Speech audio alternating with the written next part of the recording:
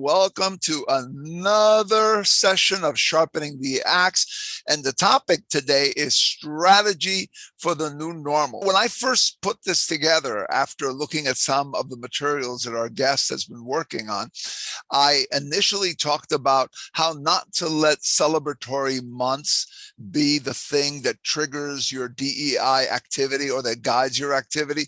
But after looking at a few of her other interviews and a few of the other topics that she's talked about, I thought about expanding that a little bit and giving more room for other types of discussion. So we're definitely going to talk about that, but we're also going to talk about some other stuff. So our guest for today is Yvette Donado. I know Yvette for a long time. We actually worked for the same company at one point, and she's got a great career in terms of being in executive positions in either the CHRO role or also in the CDO role as well. So really have had a really broad experience and have dealt a lot with senior executives in boardrooms and so forth.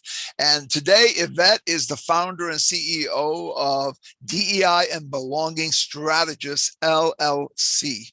So Yvette, thanks again for doing this. I appreciate having you here. My pleasure. It's my pleasure to be here. I'm honored to be invited. Thank you. Thank you. So Yvette, I'm going to stop sharing my screen so that we could just have a conversation. And first of all, what I'd love for you to do, because I know you, so I have the advantage of having history and knowing a lot about your background. But tell us a little bit about yourself and what led you into DEI. Why the interest in DEI? Because as I mentioned before, you come from an HR background, very involved in business, academia, as well as IT businesses. So what got you to narrow your focus into the DEI space? So I am very blessed because, as you said, I had the opportunity to experience so many different portfolios. But the more I realized what was going on in whatever community I'd be in, I realized that what was not working is that we weren't having effective conversations and that the inclusion was not there, which of course threatens the success of any organization. For example, the company that you and I work for, I began there when it was a startup.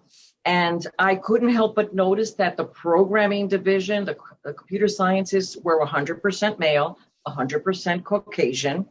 And that didn't seem to make sense to me in New York because New York is so diverse. And so before I had the language for it, before all the buzzwords, I was already doing it because it felt like the right thing to do. I also was aware of my difference because, my parents came from the island of Puerto Rico. They met in Manhattan where they raised 4 women in Queens. But I was lucky because as a young woman, my father said to the four daughters, "You may be precious to me. You will not be precious to the world. The way that I look at you and the way that I love you will not be the way the world looks at you. And you mustn't be hurt by it. You must be propelled by it. It must be the impetus for getting to the top of wherever you go. And wherever you go, you mustn't do it for money. You must do it for joy and service." I feel so blessed that he said that to me. And so I could tell that a lot of the breakdowns had to do with the lack of respect or maybe not having the know-how for how do we speak to one another. And really, I have to tell you that I think I started my DE&I journey the minute I got into the workplace. I just didn't understand that that's what I was doing. And so it got formalized much later. But that's how I got there. I really care about the people I work for. And it made me sad that we weren't finding better ways to do what we do. And that really was my impetus, wanting to see people be more effective. Yeah, that's great, Yvette. As you were saying that, I will bet you that most people that are in the DEI space today, if they stop and think back and say, when did I actually start doing this? They would probably come to a realization very close to yours that at some point, much earlier than when they wore the formal DEI hat, they were already engaged in this space. The way that they looked at the world, some of the things going on around them probably was already driving us in that direction. We just didn't realize it at the time. We but didn't I know. love that. Yeah, we didn't know that we were going just in that didn't direction. know. Exactly. We Yeah, were yeah. unfolding, and so was the world around us. So is the world around us. And Yeah. speaking of the world, so how do you see the divided state of America and other countries around the globe affecting DEI? We're talking earlier about some of the issues that we see there. And I just finished putting together a trend letter that I do for my group. And I'm looking at some of the things that are going on and the impacts that they have on people. What are some of the things that you see as a result of this divided state? How is it affecting the DEI efforts? If anything else, it is making us more pivotal and central to the conversation, because everything that's going on, both in this nation and in the world, has to do with my not respecting, listening, or internalizing a different point of view. So diversity of thought is top on the list right now. Can I suspend my thinking for as long as it takes for someone else to tell me why they view the world in that way? So when we talk to one another, as you're talking, I'm not listening. I'm already thinking, what am I going to say to Joe in response to this? Because all I want is for you to see my point of view. Because if I truly listened, I would quickly find that, oh, that's kind of interesting. So instead of saying, that's an interesting point, I think I see it differently, but tell me more. We don't say that. We say, well, let me tell you how it is. You may think it's that way, but it really is this way. And case closed, move on. Yeah. And that is why we're not able. So I think it's more important now than ever. In fact, the world is threatened by not respecting this diversity of thought. And if we don't figure it out, God forbid, this nation could have another civil war, and we could have a world war if it continues the way it is now. So I'm not being dramatic. I really think that we live in dangerous times, and I hope that it's this community and others, like-minded people, that can help us step back a minute, take a breath, listen to try to understand, how did he get there? How did Joe get there? It's such a strange way of looking at the world. What does he see that I don't see? Yep. And therein lies the opportunity. Yep. So that's my perspective. It's never been more important. Never. Yeah, I wholeheartedly agree with you. In fact, it's also having a tremendous impact on companies, which seems small now and as a comment in comparison to what you're talking about, which is that global effect that it's having on people in countries all around the world. But yeah, I think that the DEI role is becoming more and more important, whether organizations realize that or not. I was just reading an article this morning where it was talking about the fact that globally, and including the United States, there has been a step up in labor organizations. So unionization is becoming more popular. And one of the reasons why more people want to unionize, and one of them, there are other factors, but one of the reasons is DEI. They feel like companies make promises that they're not fulfilling. And so maybe they need to muscle up the labor bargaining position so that they can force what they can't seem to get by requests. So this is beginning to create opposition within the company between the management and the labor force, when the labor force begins to feel more and more intensely that they need to marshal the troops in order to get stuff done.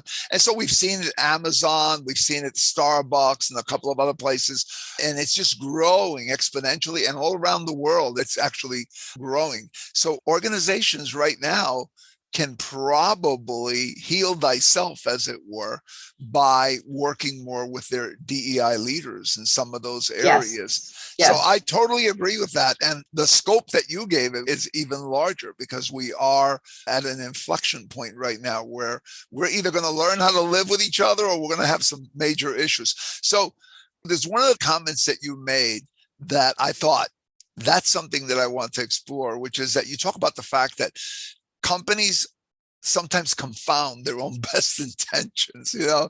They do. Yeah. And I think I've seen that, but I'd love to hear your take on it. It's the paradox. It's speaking from both sides of your mouth, right? Yeah. I love diversity. It's all good, blah, blah, blah, blah, blah. However, they don't put their money where their mouth is. So how do we confound? Number one, CDOs who don't report to the CEO That's a mistake. The CDOs should not report to anyone, and this is Yvette's opinion, to anyone but the CEO. Number two, the diversity and inclusion is not an HR program. It is a business objective, and it must be added to the strategic objectives like any other business goal. It must be owned by the entire community, and most especially by the senior officers. So if you've got affinity groups that operate more like social clubs, you're not doing the real deal. And it's window dressing, it's perfunctory, so that your CEO can say, check the box. The decision-making process, are you in the room? Whenever anything major goes on in my organization, was I in the room, not to be informed of the decision, but to be part of the conversation, so that I could bring a dimension to that conversation that no one else may have, because I'm looking through a certain prism, right? Supposedly that's the idea of appointing a CDO. So those are all the ways in which I know whether it's just nonsense. It's nothing but window dressing. And if people go to training and then at the end of the training, this is another giveaway. A CEO said to me, okay, that was fun. What's next? Yeah. Totally missed the point. Oh, that was fun. What's next? Totally missed the point. I wasn't trying to entertain him. I wasn't trying to be activity-based, but this person his heart wasn't open to what I was truly trying to do with him. So in any case, there are many ways. And by the way, I think that's something that could help a CDO, because it's very hard for you to stand up in your own community and say, guess what? You're nothing but window dressing. Because that could be, career limiting move. Right. What I encourage is invite someone in. Doesn't have to be me. It could be you or whomever. And say, I'd like you to take an audit. I'm doing all these good things. Here are my objectives. This is how we're set up. Could you take a look and let me know, are we really getting there? And then now you have an objective consultant or whomever it is that you choose, someone who's proficient at it, saying, you know what, Joe, you're doing a great job. These are all the ways in which you could get further in your mission. Because remember, they're going to say goodbye to you. So it doesn't matter. They Right. can hate you, they can discount you, they can eliminate you, but you were going anyway.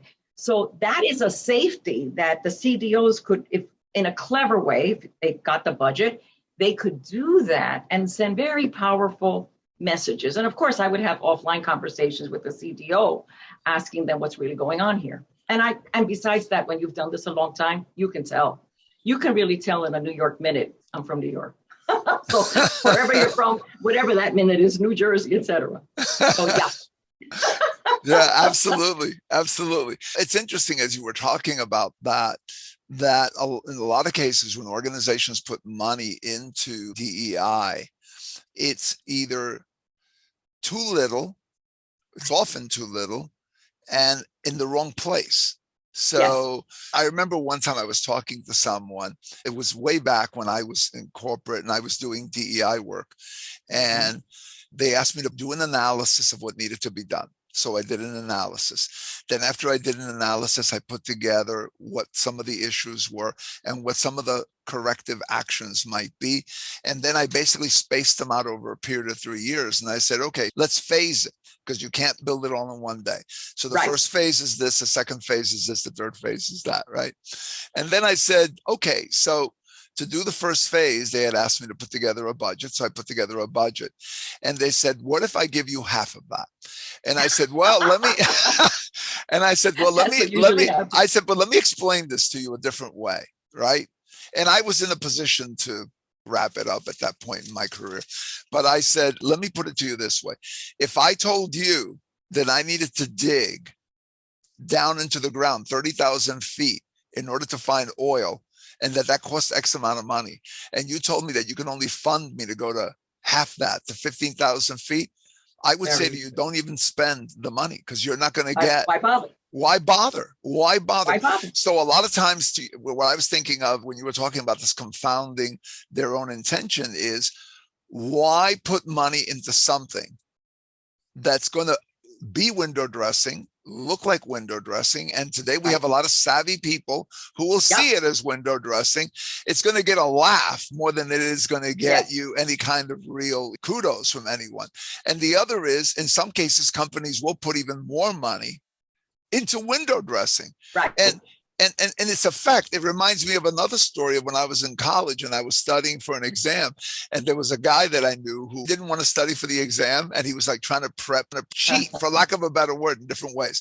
And then when I found out what he was doing, I said, do you realize that it's taking you as long as it's taking me to study to prepare properly, to prepare to cheat? I mean, for all the time and money you're investing, you can get ready for the real exam and just take it and pass, right? And do well, right?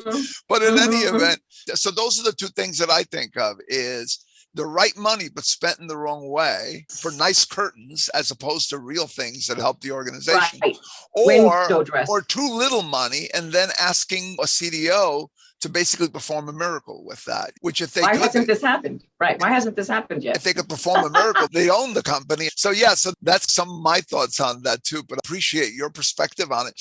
And the other thing is like, so if you're a CDO, right? And you pulled into a lot of different situations. And so if you're a CDO and you're in one of these meetings, what's a quick way to tell if your DEI or an ERG leader for that matter, if your DEI or ERG platform is central to the business, or if it's just some little peripheral thing that's being done on the side? What are some of the clues that you see, Yvette, to tell you right away, this is window dressing versus this is real? Right. The clues that I see is whatever the subject may be, part of the discussion includes how will this impact or how will it be viewed by our different cohorts? So it's a litmus test. Everything that's being discussed or done in the organization needs to be assessed against what you say you are, what you say where you want to go. Because if I'm allowed, so I actually experienced this where the CEO was telling me about X or Y, and he said, but Yvette, I've told you what we decided. I said, that's the problem, darling. I don't want you to tell me. I need to be in the room when you're imagining it, because you're going to hear perspectives that will better inform your decision. If you're telling me it's already way too late, and you know what? The community knows. The community knows everything. It's very sad that leadership thinks that people are stupid. They're not. They really do know. They do know when you're a lame duck. And they do know when you're really being taken into, and the way that they know it is, for example, a good CDO makes sure that the affinity groups always includes a senior person. A good CDO makes sure that there are rotations. A good CDO makes sure that they are at the table and that they help impact and enforce whatever it is we say that we stand for. So you've got to have your vision, your strategy, just like your organization, and it's got to be interwoven in your business strategy, not something that lives out there. No. And so that's my perspective on it. Yeah, that's a great perspective. And the last question, which is the one that I thought was going to be the whole discussion, but apparently became a piece of the discussion, is how can DEI practitioners avoid having their work become just a flavor of the month? And when I think of that, what I think of is that I'm very active in social media.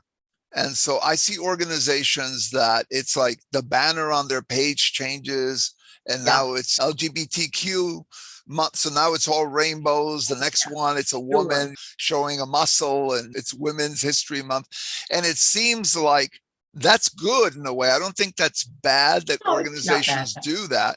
But if everything stops, I think, if it's like, I'm not going to do anything for African Americans anymore because it's March. Right. Now I'm focusing on women. And I'm not doing anything for women or African Americans now because now it's May and I'm focusing on Asians now, and Pacific Islanders. So how can you avoid having that? Because that may come from different parts of the organization as a, hey, this is a great idea to do this. And it is a good idea to recognize those things. but that should not be the beat that runs the entire program or that runs the CDO's agenda on a regular basis. What are your thoughts on that? Well, I want to echo what you said and add to that as far as I'm concerned, that should be a very small piece of it. And in fact, that's a nice thing that you might defer or delegate to more junior members of your affinity groups or your ERGs or whatever you would like to call them. If all you're doing is signaling that now I honor Blacks, that now I honor Latinos, and that now I honor, you're not doing the work at all. In fact, I would say, and I say this with all due respect, it's a joke if that's all you're doing. It's a joke. The comparison I would bring to the table for your consideration is that years ago, there was such a thing as personnel, and all they did, right, which is now known as HR, tell you how many sick days you have left, how many vacation days. They were nothing but data collectors and reporting back to whomever thought they needed information. CDOs and their unit could become the same if that is all they are doing. So what I would say to the ERG, what do you want to be remembered for? If we do our work right, do you want to be remembered for throwing the best party? Or do you want to be remembered for really impacting our statistics? Numbers don't lie. Set yourself aggressive goals. This year I had X number of people from this cohort.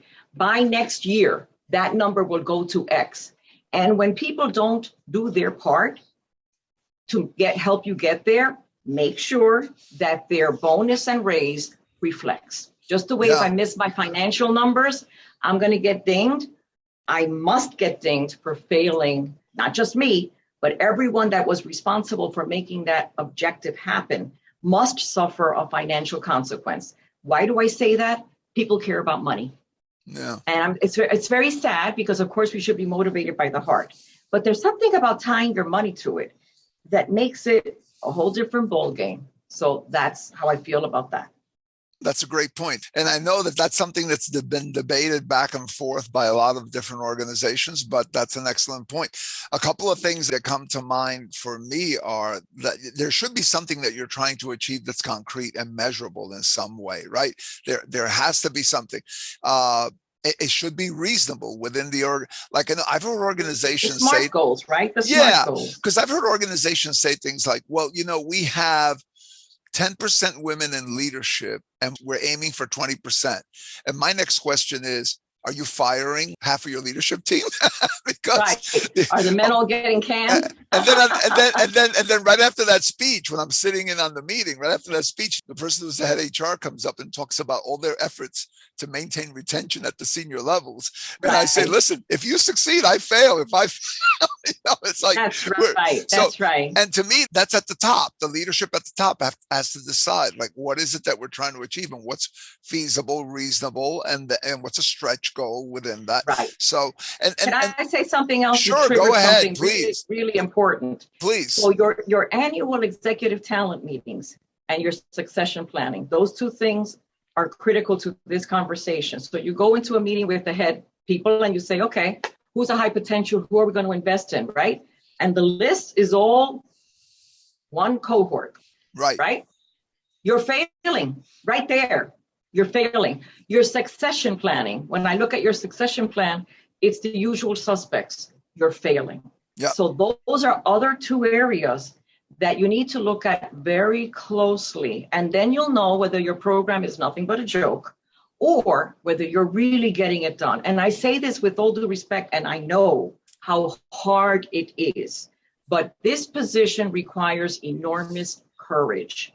And if you don't have it, the CEO sadly will take advantage and use you to check the boxes and pretend that you actually care about this. Yeah, that's a great point.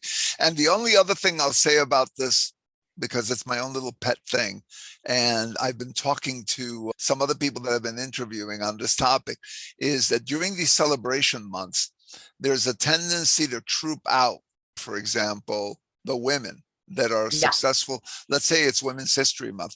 So we bring out the women and the women give a speech about their career in the company and what they've done.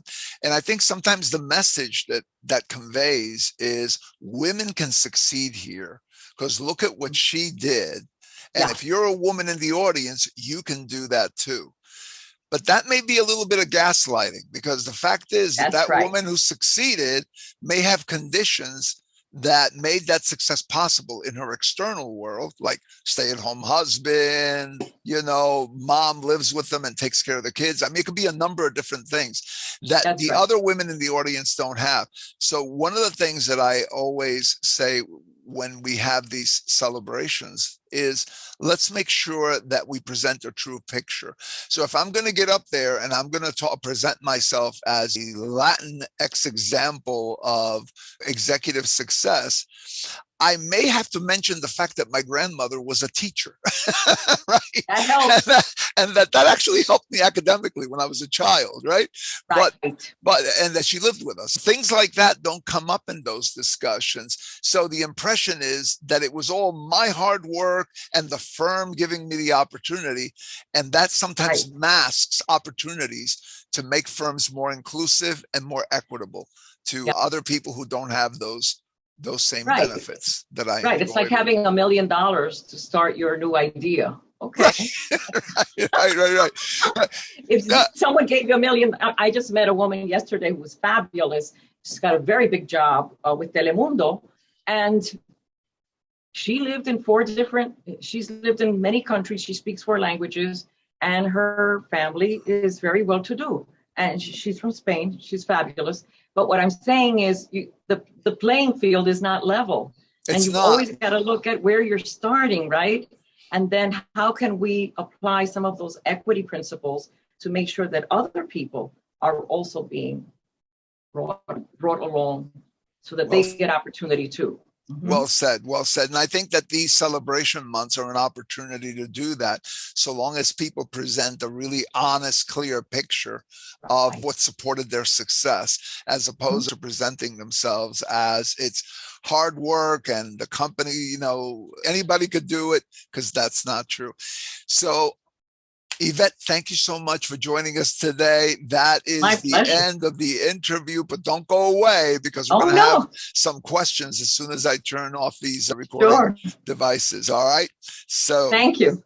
Thank you.